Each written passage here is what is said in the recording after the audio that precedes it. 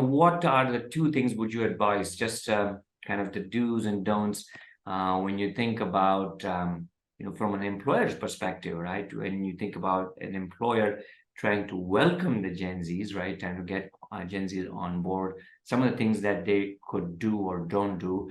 And similarly, if we shift towards the Gen Z, right, what are the one or two things that they could do and don't do, as just as sort of a call to action or some tips?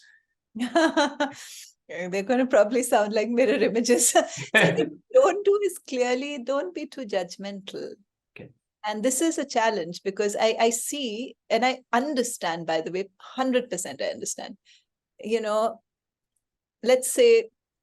Let's even ignore top leadership. And the only reason I'm saying top leadership, let's ignore, is that very often they are generationally, several generations, different from Gen Z. So let's say they are in their late 40s, 50s. So let's even ignore them.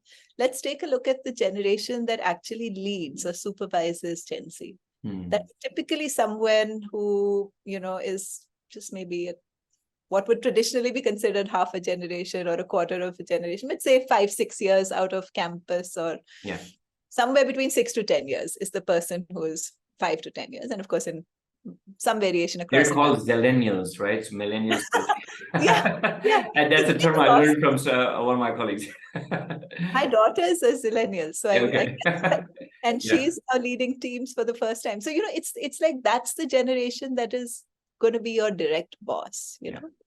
The fact is that in just these 4-5 years, things have shifted. Yeah.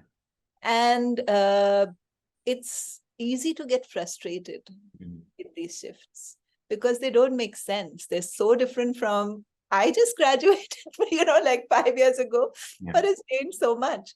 But it has. So I think the biggest don't will be, it's a reality. We may like it, we may not like it, but it is a reality. The world has changed much faster and it will continue. It's not the end of it. We're going to see more and more of this.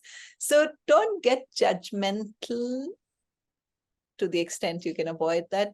Get into the understanding space, because that's very, very critical to this.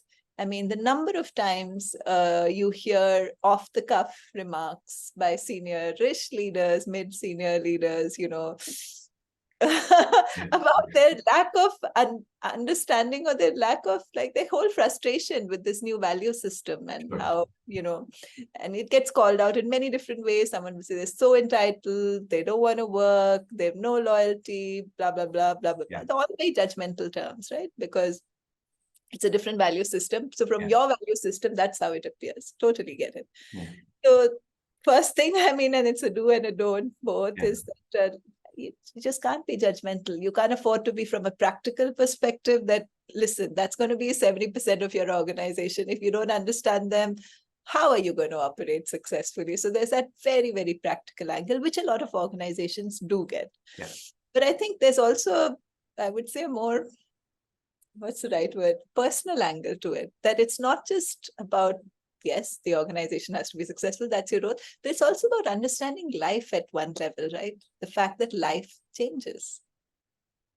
Sometimes we like those changes, sometimes we don't like those changes, but that's life. Life changes. So at a philosophical level, I feel, there's that as well. So there's that to accept, at least at the very minimum. I think for Gen Z, if I had an advice, now, you might be familiar with this research about how Gen Z is the most burnt out generation ever. And every single study speaks about very high levels of stress being experienced by Gen Z. I think my first advice would be that careers are built over decades. Because I did a little research when I asked a lot of Gen Zs, what are you so stressed about? You want so much more. You seem to have it, better than the other people. Stressed about. And it turns out that one big stress point is because people are making it big sooner.